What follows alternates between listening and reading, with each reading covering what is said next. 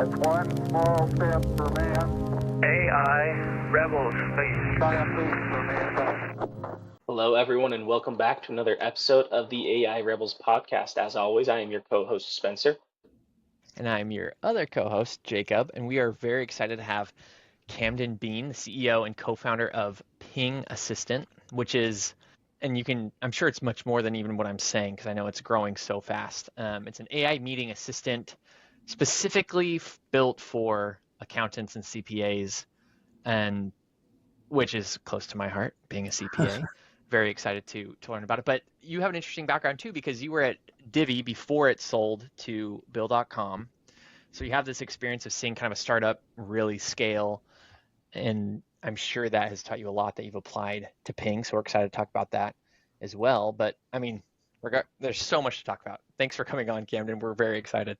I'm very excited as well. Thanks for having me. And I will have to say, we've evolved since last time we've chatted, Jake. It's been I'm not surprised. I know. Well, and it's really been part of the game plan all along. It's just a matter of actually making it happen. So we started out as a meeting assistant, which is that, like you said, we're servicing accounting firms. That's my bread and butter. And I'm happy we'll talk about that in a little bit, I'm sure. But yeah. When I took a step and when I launched Ping, it was like, okay, let's start with a meeting assistant because we can provide value today.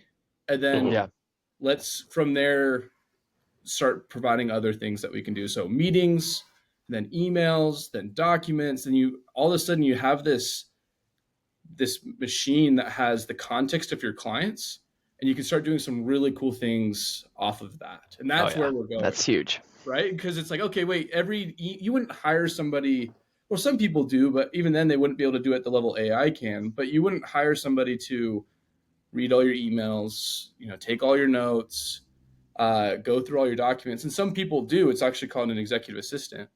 Mm-hmm. And then that person has only so much capacity in that, they're really good at talking to people, but maybe they can't remember every single detail that is about a client or every single word that you said. So that's where AI tools can be really, really helpful, because we can go in and be like, no, we actually have all the data, and now it's just a matter of collecting the data, and we can query and start doing, they're called AI workflows, or like the AI term, we're just calling them AI tools that will automate things for accountants. One of the things that we're doing is working with accountants, or working with an accounting firm that does a lot of tax prep. And so October to the end of the year, they're meeting with all their clients. They have about 600, and they sit down with each one of their clients and have a 20-minute conversation with them, a 30 to an hour long conversation. Yeah. And then it takes 20 minutes to download that conversation into the special spreadsheet that every accounting firm owns, right? It's the spreadsheet that they run their business off of. And it has macros on every sheet. And it's just this huge, massive, right? It's somebody's been building it for the last 10 years. And so it's core to their business, but it takes them 15 to 20 minutes to fill out. And as I was talking to him, I was like, well, I'm going to wave a little magic AI wand for you. And that's what we're doing, is we're going to help you fill out that spreadsheet for you. Like that, that's going to save you 100 hours. Right. And so now 100 hours almost seems too even. It's 120. Now, if you start adding some time in for review and all these other things, maybe we'll just call it 100 flat. It's better on, a poster, but that's where we think AI is really cool. And sorry, I'm kind of just going straight into it. I have a lot of theses on where AI is going, how it's going to be, but no, that's perfect. Yeah, I'm really excited about this. It's going to be fun. Yeah, no, go ahead, Spence. That's awesome, and it's really interesting to hear of the approach. Like, you kind of get your foot in the door, and then you figure out what problems your clients are having from that data, and it's like, hey, guess what? Solutions are really quick to roll out with AI if you architect properly. Was that a conscious decision, or is that just kind of like, you sort of lucked into it? So my background, so now going back, sorry, I went straight into, let me tell you all about Ping. Let me tell you a little about myself. So yeah, definitely. Like Jake mentioned, was at Divvy, started at Divvy in 2016, unpaid intern. So my uncle actually was the guy who started Divvy, and I came up to him and was like, can I just sit in the office? Like, I just want to be a part of what's happening here. And there was I think there was 20 people. And my only form of payment for those 6 months was so Divvy is a credit card. and it has some technology on top of it. And I thought it was pretty cool. I think still is. And when we had to figure out how to get the credit card to work, I would run to the gas station, fill up my tank of gas, run back, and they would say, it didn't work. Like, go buy a candy bar. And then I'd come back and buy a candy bar. You know, that was my only form of payment, was testing the Divvy card. And fast forward some time, some experience, some growth that happened at Divvy, I was able to start getting some more responsibility and not be the unpaid intern and just be somebody that was on the team. And I started on this channel, or this group that was launching an accounting partnership channel. And what that means in like the B2B SaaS world is like, okay, we're going to work with accountants to implement Divvy into their clients' business. And what's funny about that is a lot of people at the team at Divvy were like, is that a good idea? It seems like a lot of work just to like, that's an extra step. Like, selling is already hard. Why are we selling to 2 people instead of just 1? And so we were put in a corner. They didn't really think it was an amazing idea, but like, all right, let's test it. Well, fast forward, I think it was like 2.5 years. That channel alone reached 100 million in ARR. And you're like, oh yeah, it's not a bad idea, right? It actually kind of worked out, right? And so when we look at that type of growth and all those things, one of the things that I learned was first how to work with an accountant. My dad's a CPA. He went to the dark side. He's on wealth management now, but but dad's a CPA. I was actually studying accounting until I dropped out to go full, all in at Divvy. But I learned how accounting firms worked with them. I also learned how important the accounting relationship with their client is. Like us going to a business owner and saying, you should use Divvy. They're like, that sounds like a lot of work. An accountant going to their business owner saying, you should use Divvy. This will save you a lot of time. Was like, all right, done. Like, if you say so, let's do it. And so that's where like my understanding of going back to this is a long-winded answer, Spencer, to answer your question. Like, how did you get lucky? What happened? Right. And so, I mean, we're still early, Spencer. I mean, who knows? We could be really unlucky tomorrow. But I understood the core of what we were trying to do of let's focus on the client relationship. There's a lot of tools going out there trying to quote unquote replace accountants or handle more of the technical part of accounting. And Ping is not that. We're that collaborative AI to support accountants in how they interact with clients and capturing that data so that they can reference it and use it in their advisory. So it's always been a part of the plan to land here and expand.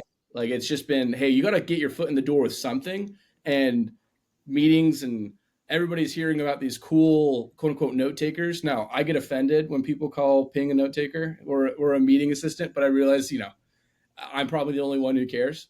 And it's because we do things on the front and the back and blah, blah, blah. But we had to start with something, and capturing meetings, phone calls, in person, Zoom, Teams, Google Meets, you name it, was a really easy place for us to go. And then emails and documents are just more beastly. And so we wanted to make sure we have a base and could do stuff from there. Interesting.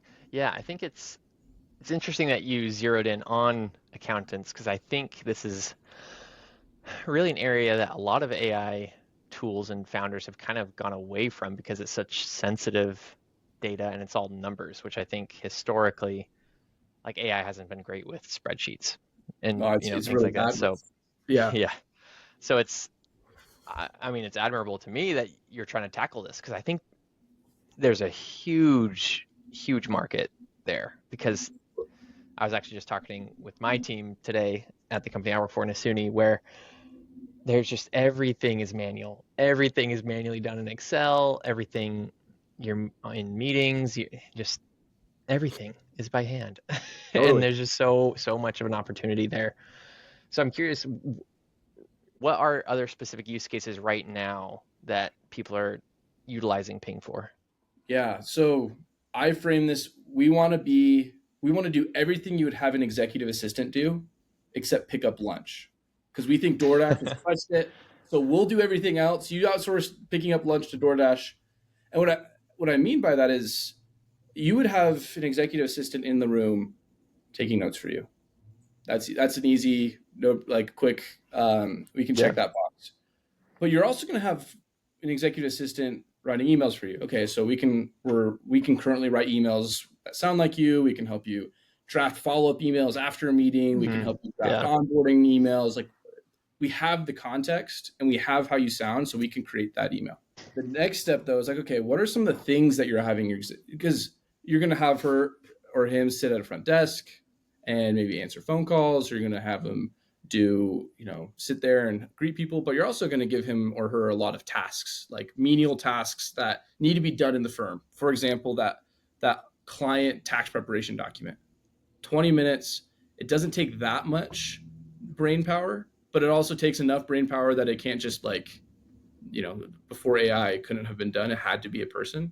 And so we are really focusing on those things that we can automate that are bottom of the totem pole, administrative tasks that need to happen for the firm, but don't provide, not something that anybody's excited about. So we're working on, with certain firms, building custom AI tools for their firm. And that's where I think the future is. Now, the beauty of accounting firms, whether you're in CAS, whether you're in audit or tax or advisory, name, a vertical of accounting, right? You're going to have a custom thing for you, but also it's going to be pretty, like, a lot of people are going to use these, right? Like, hey, we do tax preparation. We have this special document that we fill out after each meeting with our client. I mean, you can't tell me that 70% of tax firms have that same spreadsheet, just in a different format. And so that's where these custom tools can start adding on. So it really comes down to doing those administrative tasks. Notes is awesome. Emails, capturing and writing emails are awesome, but it's all about gathering the data so that we can go and start making actions on that data. Got it. So the approach is much more, currently, it's almost more bespoke. Like, are you coming into a company and saying, okay, here are your needs. We're going to build specific tools for this company, which are independent from the tools we built for company B? Or do you have, like, if someone buys Ping, is there like a Ping assistant, or it's more like we will build an assistant for you? Great question. So I'm going to tell you current state, quickly future state, and then like 3 months future state, if that's all right. So, like, current state meeting, we have built the foundation of, and that's like was our big push today. Actually, we've built the foundation of gathering all the context. And when I say context, I mean meetings, emails, documents. So that's what we've been spending a lot of time today. Next week, we have 4 tools that we're building that will be somewhat bespoke, but also pretty universal, right? Like, one of the tools is, this isn't bespoke at all, but it's like a digital footprint.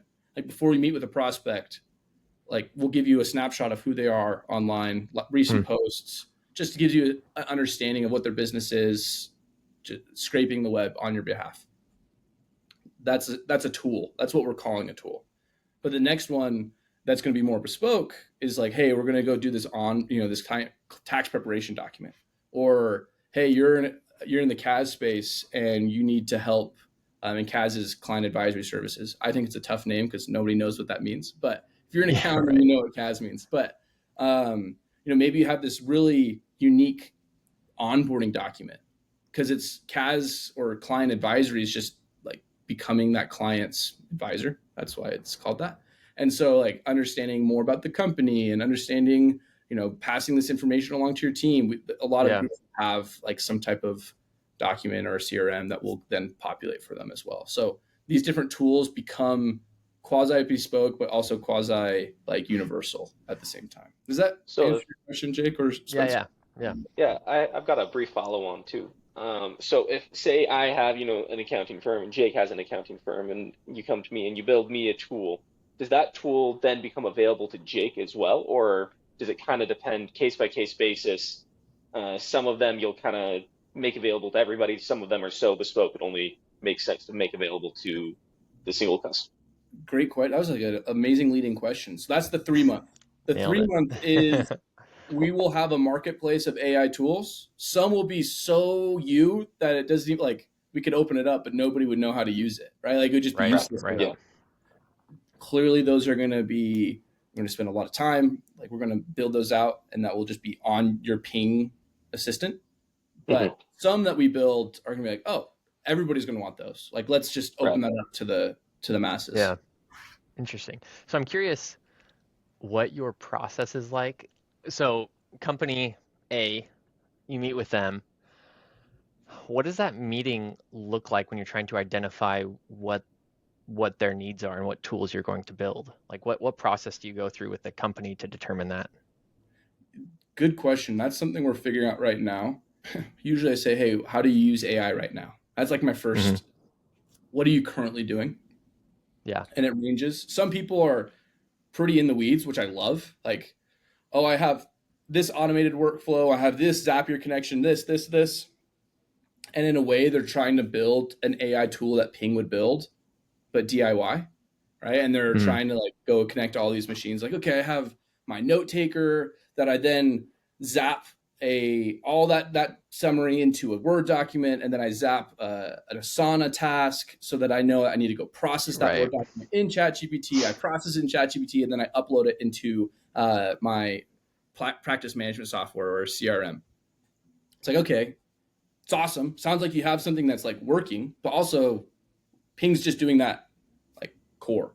Now that's somebody who's, I would say, on the higher, like on more on like the advanced side of AI in the accounting space. Like that's like Zapier's not or is not like a thing that people use a lot. So on the earlier side of accounting, and accounting, I mean, traditionally is like a pretty like partners in accounting are pretty old.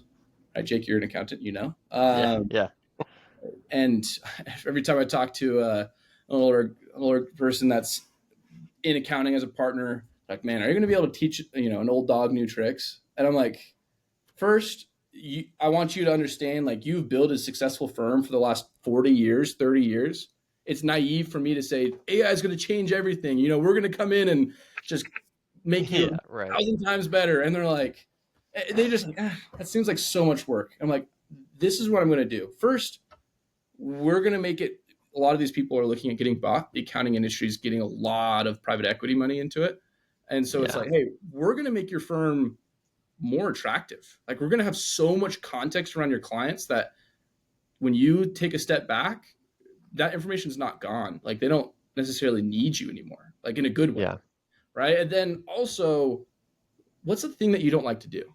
Right. And that's where this document came together. Right. This guy's been an accountant for 25 years. He's been doing this forever. Like, he's not like dying. He's like, no, I've got my process. It's awesome. Like, oh, what's something that is annoying? And he's like, oh, well, we have this document. We have to fill it out. It takes us so much time. I have to do it after each call. I'm like, oh, interesting. Like, what if we could do that for you? It's like, oh, really? Like, that would be amazing. And so those conversations are being had at every level. And that's how we identify where we focus and where we build and like what tools we build.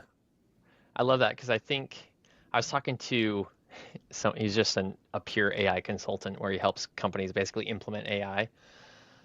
And that really is his process, where he says so many people right now with the AI gold rush, it's like, oh my gosh, these cool AI tools, how can I use that one? And oh, look what that one does. How can I use that in my business? And it just is like eye candy, and no one ever actually like uses it. They buy it maybe for a few months, but they don't integrate it. It's the same thing consultants have done forever. You got to start with the need. You got to go into the company and say, what are you doing now? What's current state?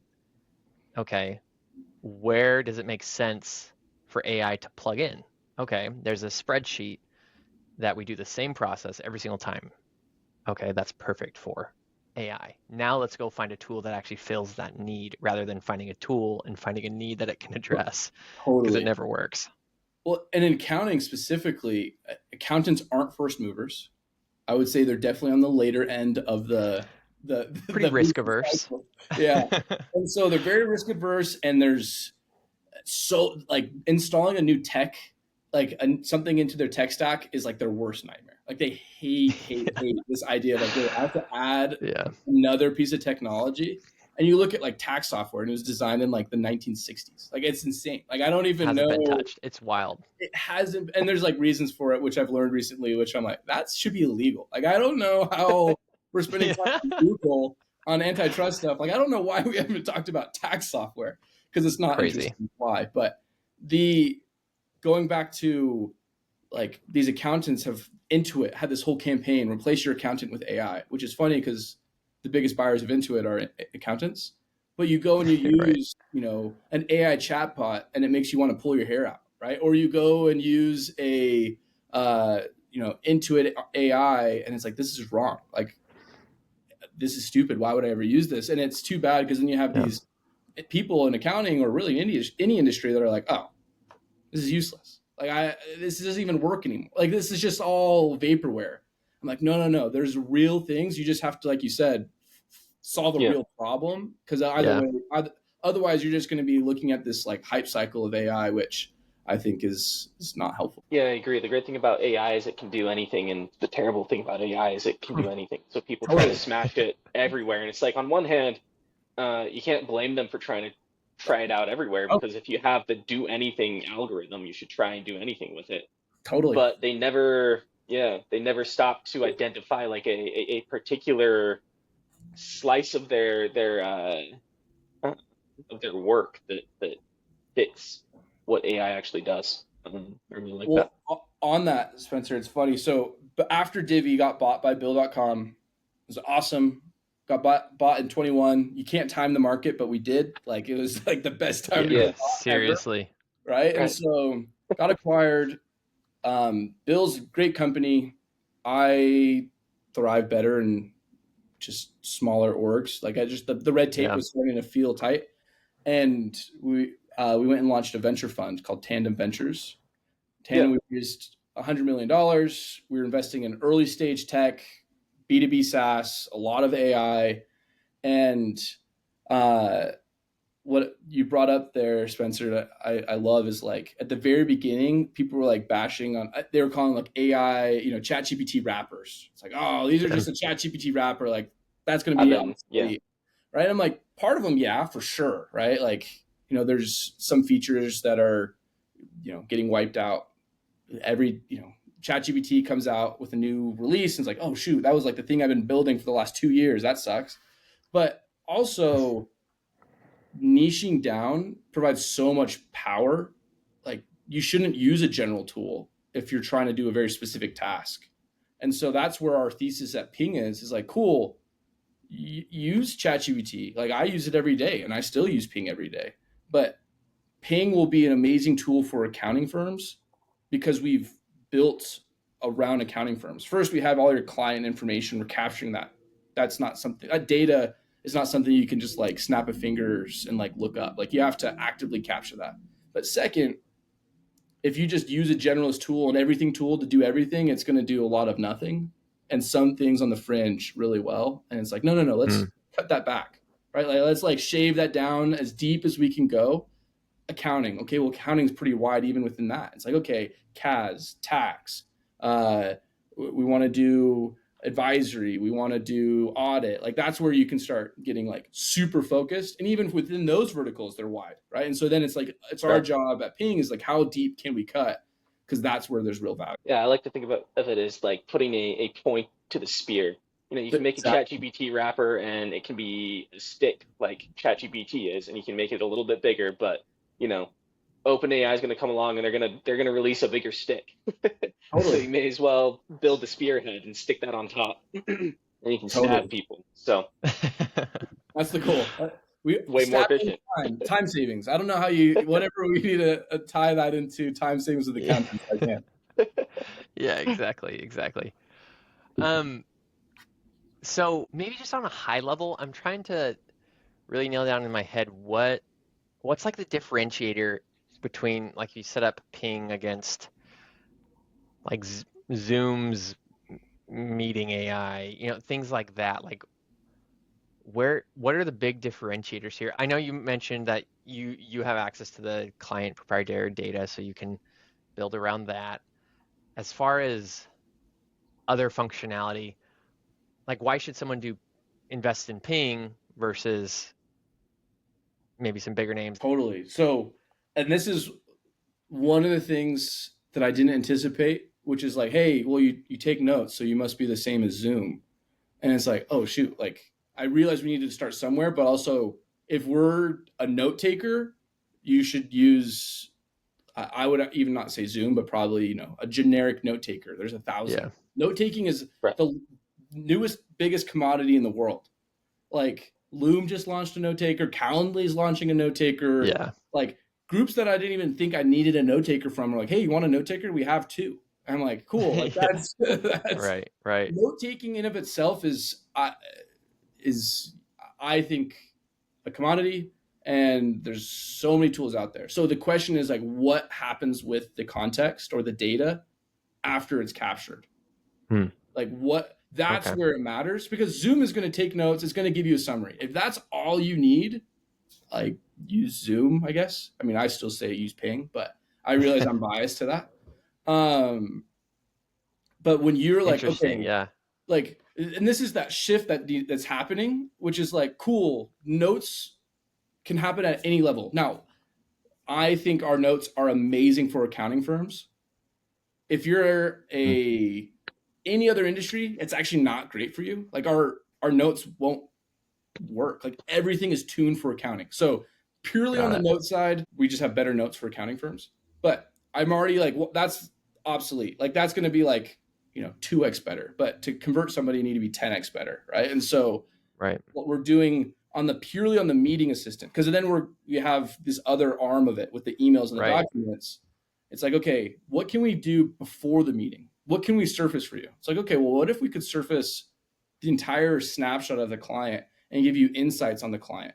Hey, his daughter is going to school in the fall, like she's starting college, or hey, she's planning on hiring a CMO in Q4. Like you need to make sure that you're having those conversations, because we are built for accountants. We can start building out insights that matter based off of previous conversations on meetings and on notes. Okay, so that's the pre. Then during it, we take the notes. That's commodity. We've already established that. Post, this is where there's a lot of action that can happen, right? Whether it's helping fill out a spreadsheet, whether it's helping write an email, whether it's helping you do some task. But it's also now becoming a data lake of knowledge accounting has a very bad problem right now with retaining people. I don't know, Jake, if you've heard, but people keep leaving the industry. Like they're working. I don't know what that's about. They just go work at a company. But when that happens, and KPMG is different because they have a lot of processes, but even then to a degree, no. But when you're talking about like a firm with 30 to 50 people at it, well, when somebody leaves, people are going to have to pick up the slack, and they're going to need to know who was the client, like what context. Well, then also when you hire a new person, this person's like doesn't know the client, and it's kind of jarring to be like, hi, we care about you a lot, but actually I have no clue who you are, and I actually don't really care about you. Whereas with Ping, when you start having organizations, this person's coming in knowing your daughter's name, right? Like now, I think it's probably a little weird to ask something you never met, like, hey, Cindy, that's so exciting. She's got into school. Like, how are you feeling? But that context matters, and that training and onboarding and capturing that client knowledge matters. And so if we were just a note taker, I would not have, I was building a venture fund. In fact, Tandem just got stable. Like it was like, we had just raised $100 million. Like that was awesome. And then I saw too many cool people building cool things. And I was like, I got to get into this. And so I wouldn't have to build a note taker. That's not totally. There's not enough juice in that lemon to squeeze, right? Yeah. And so we actually pay an outsourced service to manage the note-taking function. That's not even core to our functionality. Like it's so much of it's, once I got into this space, it's hard to like even express how much of a commodity note-taking is. Right. No, that makes total sense. Yeah, I think that makes a lot more sense now that it's more so the pre and post, what you do with the information. Well, and capturing, we have to capture, and that's why we have one. If we could figure out a way to bring in Zooms or bring in Teams, great, we'll do that. But it's like, well, we need the data, we need the context. And when I say data, I say context a lot, because sometimes data feels a little jarring. It's like, whoa, like client data, because holding all our data, yeah, it's like, oh, mining all of our data. It's like security is pretty important to us. And so we want to make sure when we're working with accountants, it's like, no, this is the context of the client. Yeah, it's the information, which is also data, but it's all about the context that we're capturing from this, like the different conversations or touch points you're having. So you promised 5+ hours a week saved. Um, is there a way that you track this for clients, or is it just kind of a internal telemetry that you're checking? Great question. We brought this down. We had a firm or two when we first started. We had two firms that were using us. We're like, oh man, Yeah. we're going to save this and this and this. We're like, done. You just wrote our website for us. That's crazy. Right. And so um, it would be cool. It'd be really cool to have insights on the time saving actually. Yeah. Well, there you go, Spencer. You It'd just be kind of hard to do because it's, you're measuring against I something know, that it's probably tricky. wasn't specifically measured previously, but it is, and I mean there'll definitely be some marketing speak in there, right? But Yeah. what you can do though is like, okay, well, how many emails did you write? How yeah, many right. these we can start like seeing how many things you did on the platform, and it's like, okay, well, an email would have taken how long? 5 minutes, 10 minutes, pick a number, and then it's like, okay, we Right. can multiply that, and then, oh, we took notes for you. All right, let's just say that it took you, How many meetings? you know, Yeah. how many meetings? Like, Right. there is a way we can extrapolate it. Well, Spencer, there you go. We That'd probably be should. interesting. Yeah. Yeah. No, that'd be cool. That'd be really I interesting mean, to see. you mentioned data, which I think it's finally getting noticed how important it is in the AI world and getting a lot of attention. When you collect this data, what are you doing to make it accessible on the back end? Does that make sense? Like, what kind of an organization structure do you have so that someone can say, hey, I'm meeting with this client in an hour, tell me about them, and your data's indexed? Like, what does that look like? Yeah, so we structure everything. So maybe not so much on the back end, but you're talking like the interface, like how does the user interact with it? I, Or you I ask, guess I guess both. Like, so when they have a meeting with a client yeah, a month ago, when those notes are taken, how is that data stored? yeah. So everything's client focused. Going back to my original thesis, the client relationship is the most important thing in accounting. Who knows what AI will be able to do in 5, 10, 15 years? Like there's a lot of this that's all automated. I Mm-hmm. still believe to my core that people will want that relationship, and that relationship will matter. Now, there could be also a world that none of it's automated. Maybe AI is awesome and it does amazing things, but it just has a really hard time with numbers for a while and we just can't handle it, right? And so Right. the what if of AI is not the game I'm playing. The what if is, where do I think the most value is in that client relationship? So going back to your question, everything's structured at the client. The meeting is stored under the client. So you would log into Ping, you would see, well, the first page you would see when you log in is, hey, here's the things that are happening. Like, here's some actions that you can take. We noticed you had, like, we're inferring things and this is that thing that we're launching today/next week, is we're inferring actions that we can do on your behalf. Like, hey, Interesting. That's cool. well, and that's like the action part. We have this context, we have this data, and it sounds like you were having a tax prep conversation. Do you want us to build a spreadsheet and a letter that can say all the things that you're doing to save them money? Yes. Click, right? And now you might have to add some more input to that.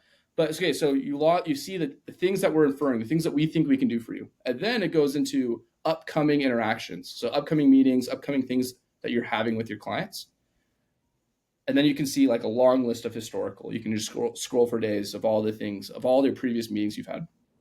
But then on the tab on the left, on the sidebar, you're going to see clients. And when you click clients, it's going to break down everything by like how if you're running on Canopy or if you're running on Carbon, we're going to be matching your practice management software. And from there, we're plugging in. It's like, okay, well, if you're working with businesses, I met with ABC Inc. ABC Inc. I work with 3 of the people at ABC Inc. The meetings are going to be stored there. And you can start interacting with multiple meetings and you can start doing different actions on those 3 meetings or one meeting. So in terms of like how our hierarchies, what we look at in terms of data, we focus on the client and everything else after that is just getting tied to the client. Does that make sense? Does that answer your question? Yeah. No, that makes sense. So on Okay. that note, what kind of data do you guys not store Is there is that a kind of a client by client basis? Does each client have slightly different guidelines on what data they want completely out of any database on Ping side, or is this a case of like an overarching standard? Yeah, so I would say two things with that. First, I don't want to be a practice management software, right? And I Right. realize there's a Venn diagram where it's like, oh, you have so much client data. Like, why don't you do these other things? I'm like, well, There's a Carbon and lot. Canopy have spent a lot of money and a lot of time and have an amazing Right. brand. Like, Right. I, Yeah. I haven't ran an accounting firm. Like, if I went and built accounting workflow software, it would just be like, I don't know. So in terms of like storing, we actually want to push this data to where people already are. Any good Awesome. executive Okay. assistant is going to Yeah. blend in to your Right. software stack. Like we want Yeah. to, we're syncing into Outlook, we're syncing into Google, we're syncing into, and we're launching integrations with Keeper, Carbon. Canopy's opening up their APIs, so we're super excited to have them on the platform. Getting integrated. We're chatting with other groups. We want to push. My goal is to push this data to wherever you're at. Right. And In not terms have of to what's deal with it stored. yourself. Yeah, exactly. It's like, hey, you've been running your firm. Going back to like the thesis of like people have been running firms with technology for what 15 years. Like I don't need to go in and like shake that as much. Like I Right. think Right. we can be that AI layer, that collaborative AI tool that's going to push the information to where they need. So storing information, we have emails at the ready and meetings, and then you can upload documents so that whatever you want to interact with at Ping will be stored on Ping, and Mhm. Got then it. we want to eventually be able to pull information from the practice management software. Right now, it's just a push relationship. Eventually, we'll pull and we'll be able to do cool things from that too. But I want to push as much out as I can, Spencer. Yeah. That makes a lot of sense. Got it. Data Okay. compliance, data security compliance, I should say, is not Well, fun. so it's a great. I mean, accountants are like the most security focused people I've ever interacted with ever. Like, and it's not even close. That's why I was asking. I was curious about that. And so with that, it's not even like oh great, like now we have to be less data compliant. Like we can lower our data security because actually we're still capturing the information. We actually Yeah. have to be just as secure, if not more secure, because we're capturing so much information. Oh, interesting. Yeah. It's less of I don't want to get caught storing this information. It's actually more of this is going to be better for the user because they're already having places that they're running their firms off of. I So gotcha. security, actually, we spent a lot of time on security. Like day one, we started our SOC 2 compliance. Like it was like Wow. our That's great. Love second hearing check that we wrote. Lucky us. But it's like our second check that we wrote. We paid our attorneys to incorporate and we paid SOC 2. It's like, all right, let's go. Right? And so like security is insane. Like Yeah. and right now our target, like the people who love us the most are people with 15 to 50 employees. Like that's just like bread and butter. Like it's amazing. Yeah. But clearly in this game we want to continue to service but also move up. And so we're chatting with larger groups out here. And I mean SOC 2 mattered at the solo. Like I would have solo For people sure. be like, well, you're not SOC 2. I'm like, all right, I hear what you're saying, but like give me a break. Like you're one guy with 20 clients. Like let's just like take a step back a little bit. So Interesting. Well, I guess I'm curious if we back away even from Ping and just AI in general, where do you think it's going? Do you think it is a bubble? You've kind of touched on how there's like so much hype, this hype cycle. Do you think we're gonna see it burst, or do you think it's just gonna kind of keep on rolling? There'll be like shedding of these useless tools. I think there is a bubble, but in a good way. And I think we'll very much grow past that bubble. We've created this huge space of like AI's, like to your point, Spencer, earlier, was like AI is going to do everything and anything. Well, it can't. Like it currently cannot do that, right? Like people are talking Right. about it's replacing developers.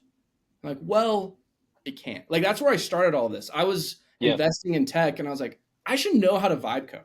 Like this is insane that I am telling people that I'm investing in technology and I don't understand how easy or how hard it is to build with AI. And then I started Right. doing like, oh, this is kind of cool. And I built some MVPs. I started selling, talking to accountants, like, what if it could do this?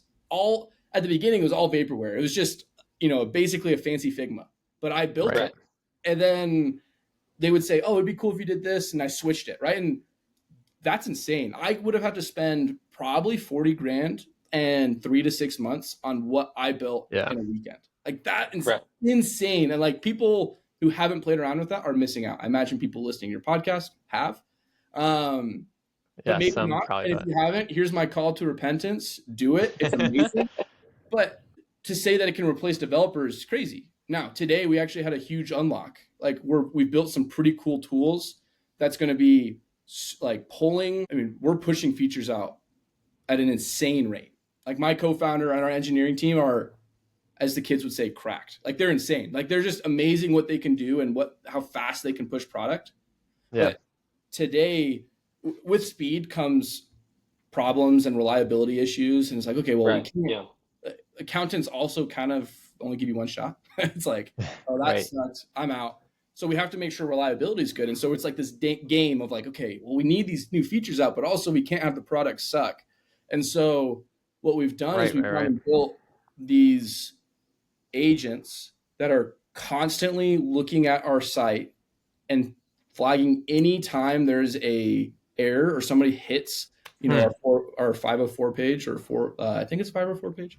But anytime anybody hits this kind of error, capturing that information, throwing that into a ticket, we have another agent that then goes and looks at the ticket, puts a PR together of saying, hey, here's the fix. Like, I think we can fix it with these things. That's Wow. insane, right? Like That's that so level, cool. Yeah. like we had a problem today with, like, we pushed out a big feature last night and it messed up with a little feature, right? Like the classic, like we look at this cool big shiny thing and then we forgot like the toggle on this one switch and it didn't work. And two users like kept trying to click it. And Classic. it would have taken us all day. Like we would go and review Posthog, which by the way, Posthog's the greatest thing in the world. So Yeah, I'm like yeah. the biggest I gotta Posthog fan. agree on that. I have It's to amazing. quickly get my endorsement in as well. I've been Use using it a Spencer's lot. promo code. You don't even need to use mine. When you check out, use I Spencer. don't have one yet. But I'll get one. But it would have taken me this afternoon, evening when I'm going and clicking through like how are people using the app, what issues, and I would have like seen like, oh, they ran into this error, it like crashed the site for them, and it would just, our turnaround time would have been a day, like Right. Yeah. minimum. The turnaround time from error to solution was 30 minutes. Like That's insane. Crazy. that's insane. Now, does he replace the developer? No. Like that doesn't like the agent doesn't replace my co-founder Chad, but there's some really cool things. So that's where I'm saying, like, we went and said it's everything because it can do so much, but also like I think we'll grow past what we think it can do 100%. I am Yeah. incredibly bullish on AI. I do not think it's like this, I do not think it's vaporware, but No. also I think we need to know what it can do now. And it's just getting better every day. It's awesome. It's so fun. Yeah. It feels like to me that it's in its infancy, that it's like, I have an 18-month-old daughter, and I was just reading her The Hungry Caterpillar, where the caterpillar That's comes, classic. it turns into a cocoon, turns into a butterfly, right? I'm like, I feel like we're like in this cocoon right now, and it's like, who knows what's going to pop out? Totally. And I mean, we're just starting to see the marriage of like AI and hardware, robotics, things like that. But that's going to change the world. I mean, that's going to change everything as soon as that becomes viable. Yeah, I just think it's going to blow people's mind. And like accounting, like as soon as it all of a sudden can like do a spreadsheet at the drop of a hat, like that will change the entire industry. Well, and I love that AI, like Optimus, like the Tesla robots, or if you've seen Figure, are way cooler than what we're doing at Ping. Like not even close. Like we're not even in like the same like universe. It's different, It is different, but they're way cooler. But going back to like the comparative side of this though, is they've just niched down to, hey, we're using this crazy cool tool in a very specific way. Now their specific way is amazing and really cool, but like that's what we're trying to do with accounting tech. Yeah. It sounds like kind of like that's not as cool as building a robot thing that can go and do all of your chores. But we're using this great tool, this machine that has been built into very specific ways, and that's where the magic is. Well, I like comparing it to like an engine, comparing it to being a new engine, right? We still need to develop methods for controlling and directing the work that the engine can produce, right? Totally. Um, and people really underestimate uh, how much work that takes to do effectively, especially in a world where um, business inertia is so heavy. I Yeah. mean, I'm sure that you guys know that, especially in the accounting industry. It sounds like, inertia is king there and has been for decades. Yeah. But I think that people don't understand that how strong that pattern is universally. Um, and really underestimate how quickly they can swap over to this new paradigm. I think that in the meantime, we're going to see a lot of startups like yours and hopefully some others as well in the room um, really take off and outcompete some more established players just by Yeah. merit of being able to integrate AI in a more effective manner. And not just The PR that you mentioned, like you can do that at mass. I'm sure that Google can. KPMG probably is not doing that on their internal code bases. well, that's just the innovator's dilemma, right? And that's where I think we'll win. That's why I would even start a company, because I think we can move so much Yeah. quicker. Like, this is the best time Pivot to start a quickly. Yeah. company. Anybody listening, like, this is the best time. Like, I've invested in companies. I've started a company. I could fail tomorrow, and I would still say this is the greatest time to start a company. I would be And sad, what's but so it's different? not. Like, why now? Well, first, okay, a couple of things. You have this tailwind that everybody's talking about. If you use AI at any level in your product, you have this tailwind of, like, accountants. When I'm going into accountant, I'm like, hey, what am I replacing? Which is actually a hard part of this equation. Is like, what tool am I replacing? Like, where is this budget coming from? Because when you're in that Yeah. sales cycle, that's really important. Like, okay, Right. this is this budget. Okay, well, I'm replacing that. Well, that uh I'm not replacing them with anything. Like, I'm like, hey, I'm this new tool that's going to save you time. And they're like, are we? But I have this huge tailwind of AI and talking about AI, and everybody knows that they need to put AI, and senior Right. managers and partners are like, we need to figure out how to use AI, but they don't know how to use it. So they're pushing onto younger people. And this is in the Right. accounting space, but this is in every industry. Everybody and their dog right now knows AI exists. They've either tried it and think it's like, or they're trying to find ways to try it. And so if you can be one of those tools or one of those things and, like, push it out there, that's one of the Right. reasons. So you have these huge market forces that are awesome. Second, Yeah. it's never been easier to actually, like, build tech. Like, if you're building tech, it's Seriously. never been easier. Like, a guy like me can go and build an MVP. If I can do that, you can go and build an MVP, and then you can go get your first customer. And maybe it's all manual and it's only you on the background. But you can also go maybe raise a little bit of money, or you can, like, there's just the optionality that AI has given is just insane. Yeah. And so, like, today's the day. Like, jump. It's the best opportunity. Like, these are the times where you look back, like, oh, look, like when the car was there. Like, you talked about a new engine. Like, this is like bigger Yeah. than the It's the car, equivalent. right? Yeah, Yeah. bigger. It's like, why? If you could have rewinded time and, like, the internet came out and people were like, oh man, if only I was at when the internet came out, I would have started something. I would have been a bajillionaire. And it's like, what do you mean? Like, right now is your time. Like, this is it. is even better. Like, it will teach you how to use it. Like, you can ask it Yeah. questions and all that stuff. On a similar note, if people are not wanting to start a business per se, but are interested in just understanding AI a little bit better, either they use it sparingly currently, or they're one of the people who is frightened of it. What would you advise they do with it? Where does it fit in your life outside of work? Yeah. So first, I would say replace Google Chat, or like Google. Yeah. Replace Google full stop. Like, download ChatGPT, and your first search should be ChatGPT. That's gonna initially just make you shift how you think.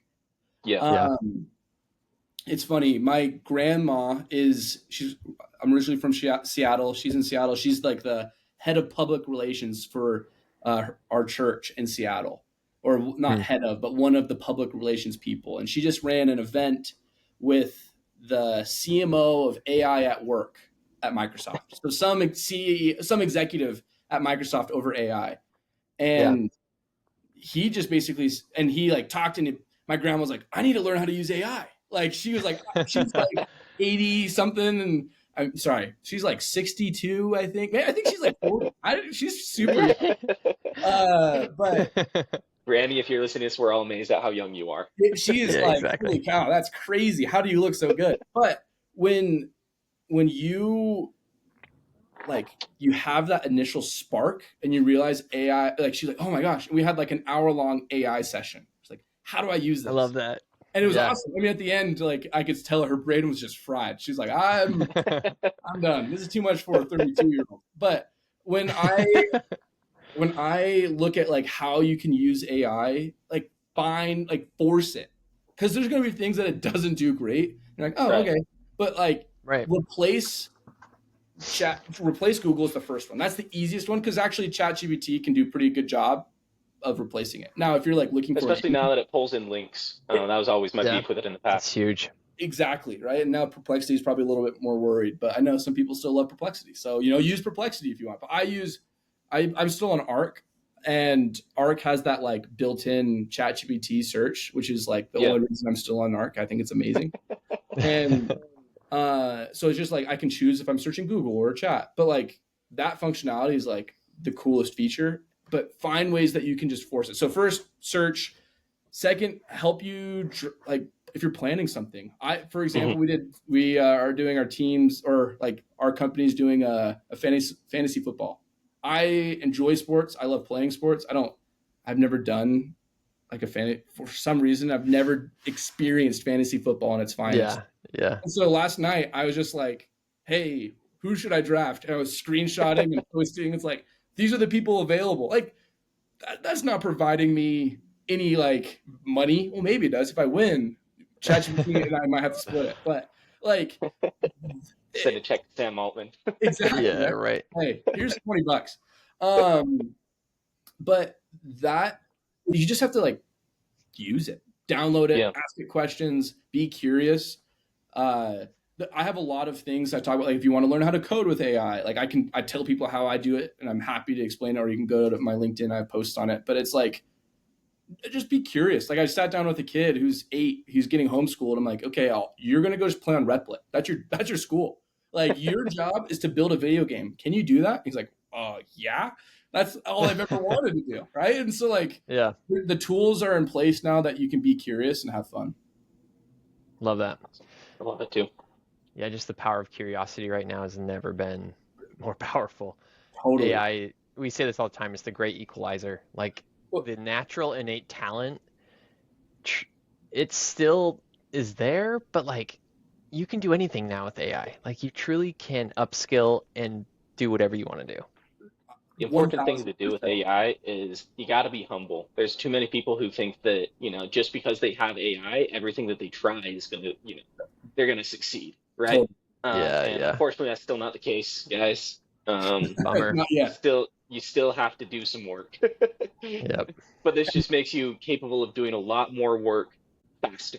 It's a Harvard-educated person that wants to work crazy hard for you but has no life experience. Right, and so you have to add. I love that. But I like saying it's your coworker Kyle, and he's very competent at his job. He's very smart, but he's also really into energy healing and like weird things like that. You gotta watch out. But he will talk you up. He will say you're amazing every single time. Like every idea you have is incredible. My team that I drafted last night might be the greatest team ever drafted. Like the way I was getting, it was awesome. Awesome. Oh yeah. As we're wrapping up, what is if people want to follow you, follow Ping, what's the best place to do that? Yeah, ring that bell, like that, hit the subscribe button. I'm on LinkedIn. Mm-hmm. Is it a good choice or not? I'll tell you in a couple of years. We'll find out. I post pretty actively on LinkedIn, so come connect with me on LinkedIn. Which I'm very lucky, but I've been getting a lot of people reaching out to me and connecting with me. And so unless you say, hey, I listen to the podcast, I probably won't like respond necessarily as quick. But if you reach out to me or follow me on LinkedIn, you can see what we're doing. Love connecting with people that are super excited about AI. And then, if you're an accountant, sign up for Ping. Go to pingassistant.com. We'll spread the word. Awesome. Spread Raise the word. The flag. Exactly. Awesome. Well, thanks, Camden. Thanks for coming on. We'd love to stay in contact. You're in the AI Rebels family now, so we'll Hey, well, definitely I'm glad to I'll be keep adopted. tabs. It's great. Yeah, welcome in. Awesome. Thanks, Camden. I appreciate it. Thanks See for ya. coming on.